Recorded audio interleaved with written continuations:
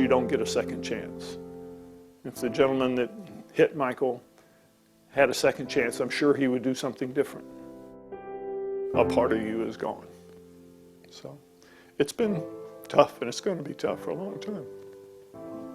He is only the second Metro officer to die in the line of duty in the last decade. And tonight, for the very first time, Officer Michael Petrina's family is speaking out. Petrina was hit and killed in May while working an accident on the side of I-65.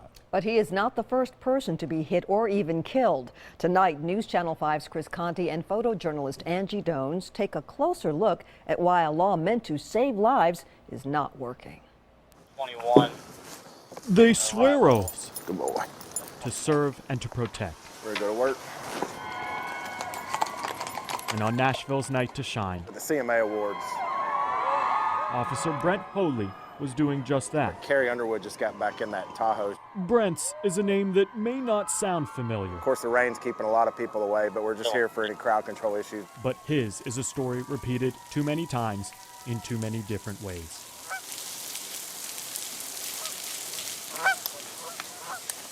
They get mud packed in after being out in the rain.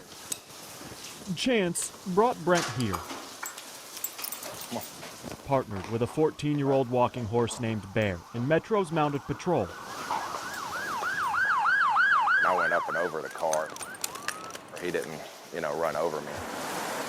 January 7th, 2012, 5:30 a.m. Brent was providing protection to first responders at a crash on Murfreesboro Road when a driver slammed into him. Who's to say why, it could have been very different for me too, but I just somehow got lucky. That's all it is, was luck. Brent says that knowing full well that he is right. May the 10th, 6 months ago yesterday. Officer Michael Petrina was 25 years old. And I can tell you that I wasn't home.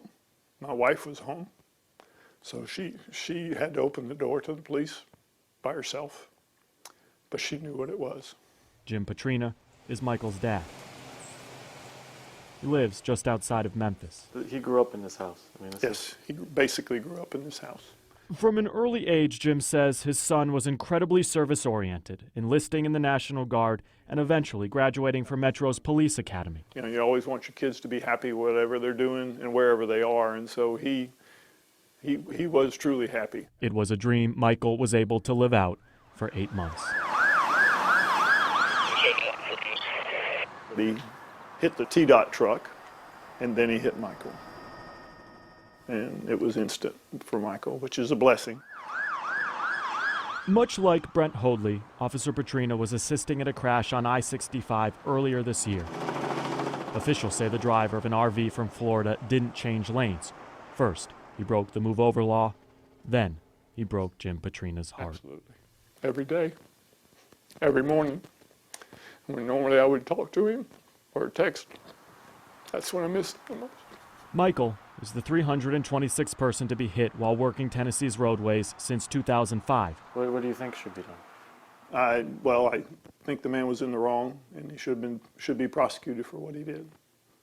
I lost a son. Jim has never sat down in front of a television camera until now. He made us better through example, and that's how he was. So I'm trying to live up to his example. What do you think will change this? More publicity. Hopefully it's not more of what my wife and I are going through and my son, because it's devastating. Ready to go to work? Come on. I've had a lot of trauma to my mouth. Total of 9 teeth were knocked out. Whether it's enforcement or a higher fine or just publicity that will change things, both Brent Hoadley and Jim Petrina say something has to be done.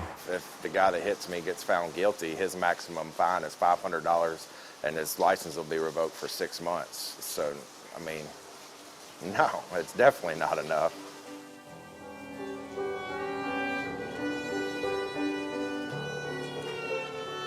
South Precinct Officer Michael Petrina is 10-7 for the remainder. They swear oaths to serve and to protect us. So I salute you, brother. You have earned your place amongst the guardian angels. But is anyone protecting them? You know, he was doing what he wanted to do, and he always knew that risk. Officer Petrina, we honor you for the ultimate sacrifice.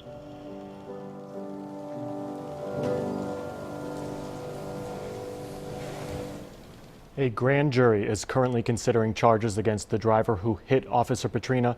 Petrina's family wants people to remember that if you can't move over for emergency vehicles, at least try to slow down.